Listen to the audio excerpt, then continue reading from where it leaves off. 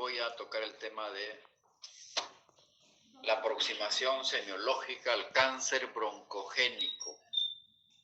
¿Cómo se presenta clínicamente el paciente que tiene un cáncer broncogénico? Jóvenes, es importante en patología cancerosa hacer diagnóstico precoz, porque ustedes saben que cuando el cáncer está avanzado no tiene tratamiento. Es decir, a la larga el paciente fallece. Así se haga lo que se haga, joven. Entonces, lo más importante es el diagnóstico precoz. El médico tiene que tener la capacidad de olfatear los síntomas. Yo siempre les hablo de olfatear porque es importante sospecharlo. Si usted no sospecha, no diagnostica ninguna enfermedad, jóvenes. Aprendan, hay que sospechar, hay que ser desconfiado en la medicina. El cáncer broncogénico mata, jóvenes. Es un desastre que yo confunda tuberculosis pulmonar con cáncer broncogénico. ¿Por qué? Porque estos enfermos tienen tos, tienen pérdida de peso, tienen hemoptisis, muy parecido a la tuberculosis pulmonar es el cáncer broncogénico. Ya hemos dicho que no hay signos patognomónicos. El término cáncer de pulmón se utiliza para designar tumores que nacen del epitelio de las vías respiratorias, bronquios, bronquiolos y alvéolos. Es uno de los pocos órganos en que son más frecuentes los tumores primarios que los metastásicos. Importante este concepto, jóvenes. Más del 90% de las neoplasias pulmonares primarias son tumores malignos. Se sabe que hay un aumento del cáncer, hay una incidencia cada vez más aumentada. En Estados Unidos es la cuarta causa de cáncer en general, pero la primera inmortalidad. Máxima incidencia, fíjense, importante la edad. O sea, los dos factores semiológicos más importantes para sospechar un diagnóstico en semiología es la edad y el sexo. Más allá de los 55 años, entre 55 y 65 años, es más frecuente en los hombres, aunque la incidencia en mujeres ha aumentado porque ahí ahora el consumo de tabaco ha dejado de ser un signo de virilidad. Las mujeres fuman bastante también. En el pulmón hay tumores malignos y benignos, pero la inmensa mayoría son carcinomas. Siempre en semiología se habla de factores de riesgo. O sea, esos son los factores que usted tiene que identificar. No puede un enfermo hacer una u otra patología si no tiene factores de riesgo. Las enfermedades nos atacan de acuerdo a nuestra edad y a nuestros factores de riesgo. Entonces, cuando yo estoy haciendo la historia clínica, tengo que identificar un factor de riesgo. La edad y el sexo, la raza y la genética no se pueden modificar. El tabaquismo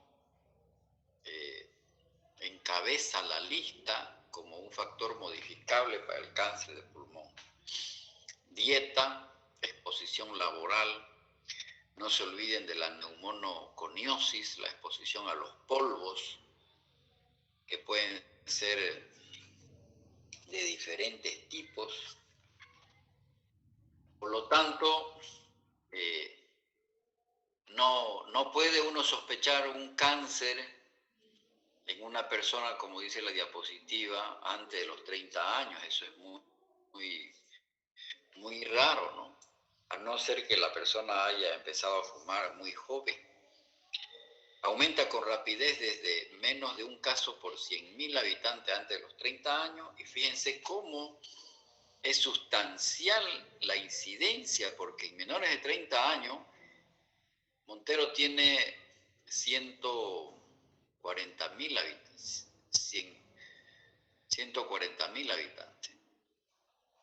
Un caso por cada 100.000 habitantes antes de los 30 años. Pero fíjense que entre los 70 y los 74 años, esta incidencia de 1 por 100.000 sube a casi 330 casos por 100.000 habitantes cada año. O sea que en esta población de 70-74, en Montero nosotros, que estamos con un poco más de 100.000 habitantes, debemos esperar 330 casos. ¿Ustedes se le ocurre que esta cantidad de casos lo diagnosticamos? Ni idea, no la diagnosticamos. Porque no la sospechamos, porque no hacemos screening. Deberíamos hacer screening a los pacientes fumadores y hacer un diagnóstico precoz. Entonces nuestros enfermos se mueren y no se sabe de qué se mueren, porque muchos no llegan a un centro de salud, un hospital, no tienen la suerte de hacer diagnóstico. La edad promedio al momento del diagnóstico es 60 años. Los hombres tienen una probabilidad 2.4 veces mayor que las mujeres de presentar cáncer pulmonar. El tabaquismo es la principal causa de cáncer pulmonar. Los fumadores tienen un riesgo 20 veces mayor de desarrollar cáncer pulmonar en comparación con los no fumadores. El 87% de los cánceres pulmonares en varones y el 85% en las mujeres. Se relaciona en 97-91% con el cáncer de células pequeñas. O sea, el más frecuente es el cáncer de células pequeñas, que se llama. 1 de cada 9 fumadores desarrollará cáncer pulmonar. Tampoco es que todos los fumadores van a tener cáncer pulmonar, ¿no? Si no, ser tabaquista pues sería un pecado, digamos, ¿no? Y no es así, digamos. No todos desarrollan cáncer pulmonar. ¿Cuál es el problema? ¿Por qué se diagnostica tan tardíamente el cáncer pulmonar? Porque muchos enfermos pasan asintomáticos, es decir, no tienen ni un síntoma. Lo ideal es que a todo fumador se le haga un screening, empezando de una radiografía simple de tórax. Hay síntomas generales y cuando el cáncer ya está instalado, que puede estar ya con metástasis, la sintomatología se debe a crecimiento local del tumor, invasión a estructuras adyacentes, metástasis a distancia, y un aspecto importante son los síndromes paraneoplásicos. Muchos enfermos, yo he visto muchos pacientes con cáncer de pulmón en medicina interna, en el gumucio, que venían con síndromes paraneoplásicos. Creo que ya hemos dicho que son los síndromes paraneoplásicos. Ojalá que ustedes puedan revisar. Síntomas por invasión regional. O sea, fíjense que ya este es un cáncer, instalado, tal vez ya con metástasis, ¿no ven? Porque dice síntomas por invasión regional. Ronquera. Cuando usted tenga un enfermo con historia de ser fumador crónico, más de 50 años y con episodios de ronquera, sospeche un cáncer de pulmón. Y esto se debe a metástasis linfática o a compresión del nervio laríngeo recurrente. Los pacientes pueden tener disnea por parálisis por compresión del nervio frénico. Cuando hay metástasis a esófago, ese paciente empieza con disfagia. Y cuando el paciente tiene el famoso síndrome de vena cava superior, eso se debe también a compresión o a metástasis. Les cuento que muchos enfermos hacen taponamiento cardíaco por compresión o por derrame pericárdico, o sea, una metástasis a pericardio. El paciente puede venir por un derrame pericárdico, simulando insuficiencia cardíaca. Cuidado, porque estos enfermos con derrame pericárdico, si es moderado a severo, pareciera insuficiencia cardíaca, porque es un enfermo que cuando se le saca una radiografía de tórax hay una cardiomegalia importante. Una metástasis que da el cáncer pulmonar es a pericardio. Hay manifestaciones intratorácicas, disnea, tos, generalmente el canceroso pulmonar expectora. Esa expectoración puede ser hemostoica, purulenta y alina. Un enfermo con cáncer de pulmonar puede debutar con un cuadro neumónico. Pueden tener dolor torácico. Es muy frecuente que pacientes con cáncer de pulmón se internen por un derrame pleural.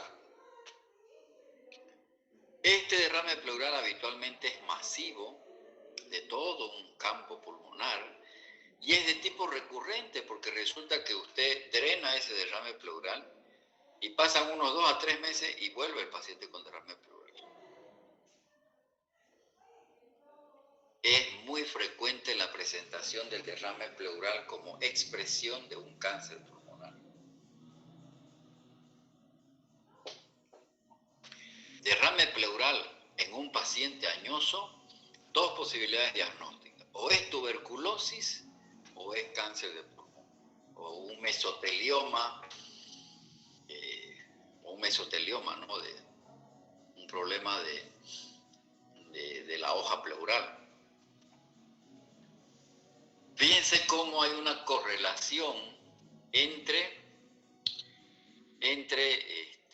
lo clínico y lo patológico. Hay enfermos que pueden presentarse como una neumonía o un absceso o una telectasia lobar, y patológicamente esto tiene relación con una obstrucción tumoral de las vías respiratorias. El derrame pleural expresa una extensión tumoral hacia la pleura, es decir, hay un compromiso. Quiere decir que el cáncer ha invadido las hojas pleurales, muy frecuente.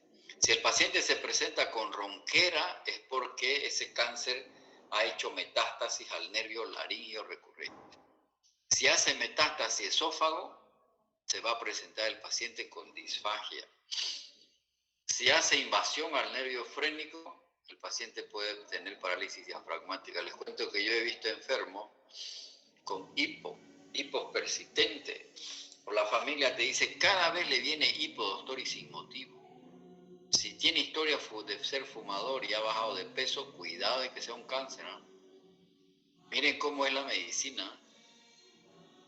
Cosas a veces inexplicables. Si destruye las costillas, hay invasión de la pared torácica. El síndrome de vena cava superior, que también se llama el edema en esclavina, está todo edematizado el tórax anterior. Hay compresión de la vena cava superior por el tumor. El síndrome de Horner, invasión de los ganglios linfáticos, que se acompaña es una tríada esto. ¿Lo ven? Y si hay afectación pericárdica, el paciente puede venir por un cuadro clínico, o ya sea un derrame pericárdico o un taponamiento cardíaco. Fíjense entonces cómo hay una correlación patológica y clínica. Muy interesante. Pero estos enfermos ya están en etapa avanzada de la enfermedad. Lo ideal es pesquisarlo a tiempo. Fíjense que un 10 a 20% de los pacientes con cáncer pulmonar se presentan con síndromes paraneoplásicos. Y hay síndromes endocrinos, como por ejemplo el síndrome de secreción inadecuada de hormona antidiurética, el síndrome de Cushing, obesidad central, las estrías violáceas que existen. Estos pacientes tienen hiperglicemia, cara en luna llena, hay una joroba acá, jiba, pero también puede presentarse como un síndrome neurológico. Yo nunca he visto esto. He visto síndrome inadecuado de hormona antidiurética, enfermos que se presentan como un cuadro de síndrome de secreción inadecuada de hormona antidiurética, pero no he visto estos otros, pero está descrito en la literatura mundial, el síndrome de Eaton-Lambert. Y hay síndromes hematológicos que se presentan en estados de hipercoagulabilidad. Síntomas intratorácicos, ronquera, edema de cuello y cara, el síndrome de esclavina, síndrome de vena cava superior, parálisis diafragmática, renal pericárdico.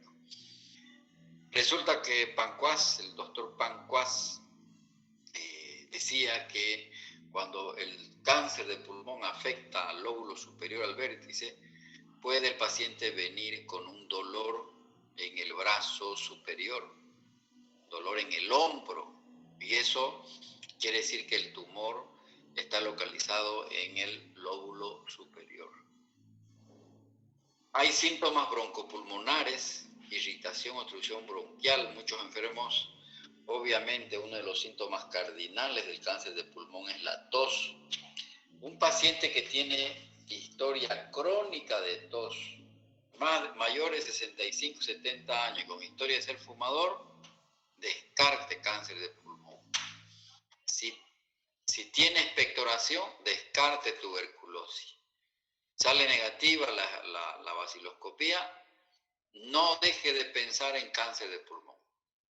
Pida radiografía de tórax, derive al neumólogo, porque ese paciente puede estar ya con un cáncer de pulmón instalado.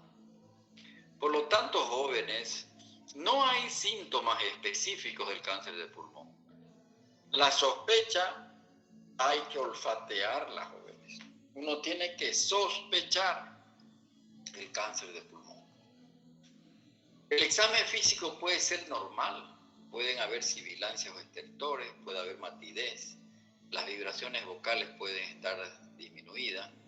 Está descrito la adenopatía supraclavicular izquierda, el síndrome de Horner, síndrome de vena cava superior, o datos de los síndromes paraneoplásicos. O sea, cuando yo voy y examino al enfermo, puede encontrarme con un paciente totalmente normal, pero también puede encontrar todas estas alteraciones que pueden presentarse.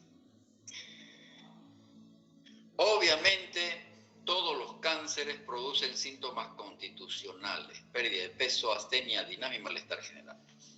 Pero eso es cuando el cáncer ya está avanzado. O sea, todo cáncer en etapa ya instalada, cuando ya hay metástasis, lo que siempre uno ya sospecha de que el problema es muy crónico son estos síntomas constitucionales. La tríada de Jiménez Díaz, la tríada del doctor Jiménez Díaz, pérdida de peso, astenia, dinámica, malestar general. Pérdida de peso más tos en un paciente con historia de ser fumador y que ha bajado de peso, hay que sospechar o tuberculosis o cáncer de pulmón. Es más fácil diagnosticar tuberculosis con una simple baciloscopía seriada. Y aquí está lo más importante de esta clase, la sospecha, el olfatear. Pacientes fumadores y que sean mayores de 45 años, que tengan síntomas de vía respiratoria, que la historia clínica revele que hay consumo de tabaco, pérdida de peso y otros problemas pulmonares que pueden enmascarar el cáncer. Entonces, el síndrome de Horner es una tríada y es por compromiso, por afectación, por metástasis del simpático cervical. Estos enfermos tienen miosis, ptosis palpebral en oftalmo y hay una anhidrosis facial ipsilateral, o sea, en el lado que está la afectación del cáncer, a ese lado el paciente tiene anhidrosis. ¿Qué es la anhidrosis, jóvenes? ¿Están escuchando? Anhidrosis. ¿Se acuerdan qué es anhidrosis? Y este es el famoso tumor de Pancuas. Estos enfermos tienen dolor en el hombro. Aquí hay una ptosis palpebral, se le está cayendo el párpado. Dolor en cara cubital del brazo y antebrazo. Acá. Ese es el tumor de Pancuas, un tumor que afecta al vértice del pulmón derecho. Ese es el síndrome de Horner. ¿Qué es anhidrosis? Bueno, no se acuerdan. ¿Qué datos da la radiografía de tórax? Fíjense que puede haber un engrosamiento ileal, elevación diafragmática,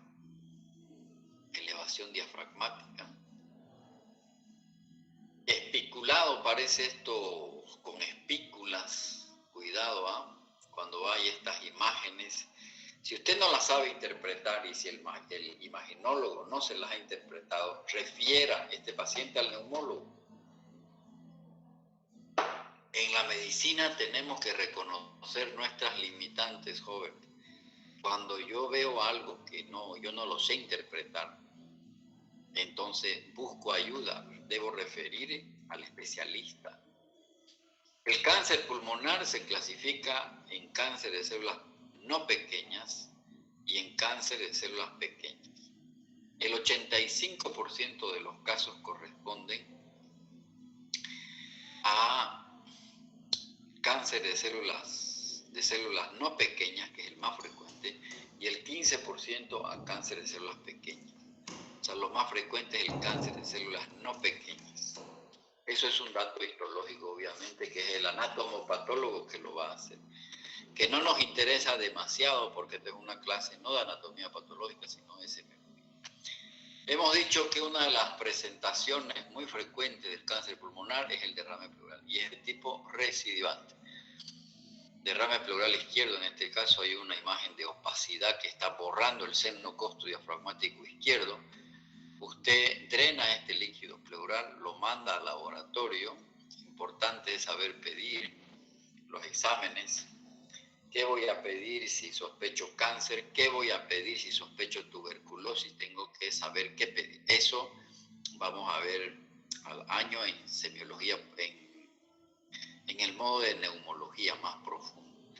Pero una de las características del derrame pleural por cáncer, por compromiso de las hojas pleurales, es que es de tipo recidivante.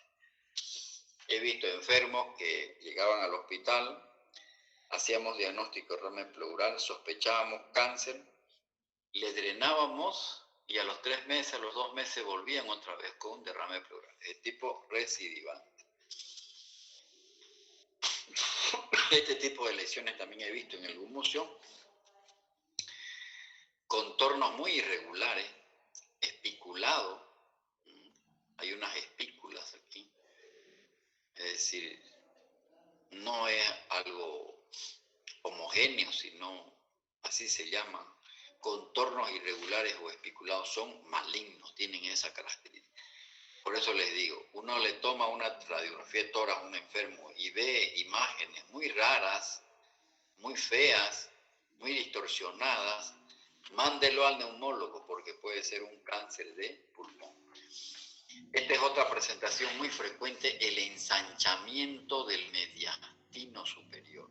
Esta es la sombra de la tráquea, pero aquí está desconfigurando la silueta cardíaca. Yo no lo veo al botón aórtico aquí y estoy viendo este ensanchamiento mediastinal y es a ambos lados, bilateral, por eso es bilateral.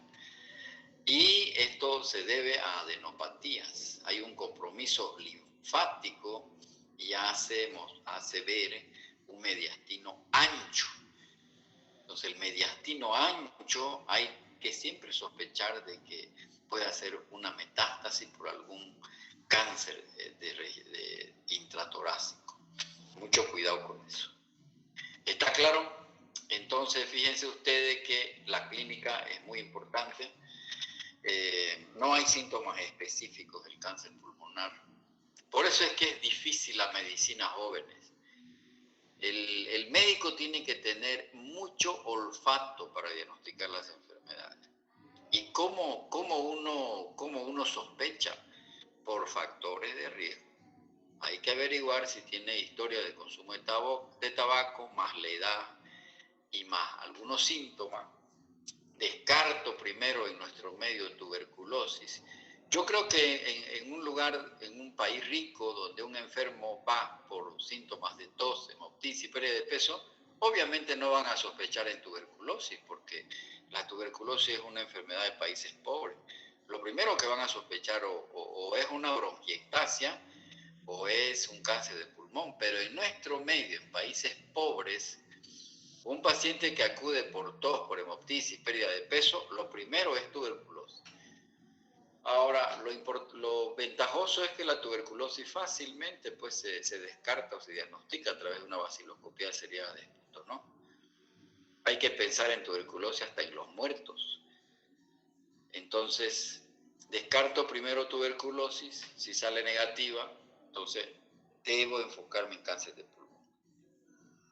Entonces, peor si yo veo lesiones raras radiológicas en la radiografía de tórax, con mayor razón debo derivar al neumólogo. Eso era, jóvenes. ¿Alguna pregunta?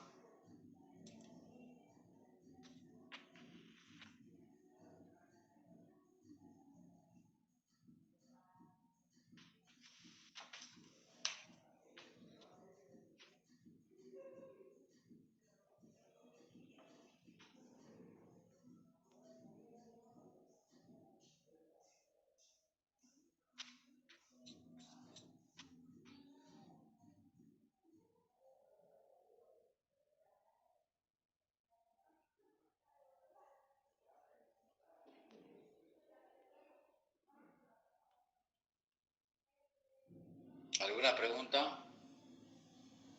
No, doctor. Doctor, una pregunta. ¿El cáncer broncogénico en qué órganos hace metástasis? A pericardio, a ganglios intratorácicos, como esa radiografía que he mostrado de, ¿cómo se llama?, del mediastino ancho, hacia al sistema linfático del sistema cervical y produce el famoso síndrome de Horner, y a pulmón, a cerebro.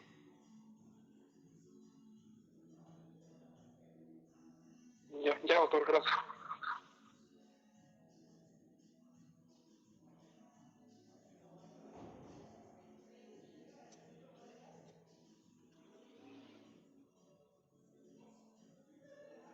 Bueno, jóvenes, si no hay preguntas, nos veremos mañana, ¿ya? Doctor, disculpe, mañana ¿qué tema va a avanzar? Voy a ver qué me falta en el programa.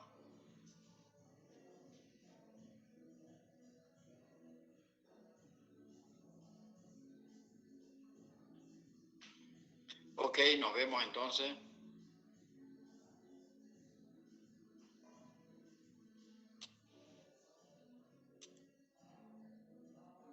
Buenas noches, doctor. Muchas gracias.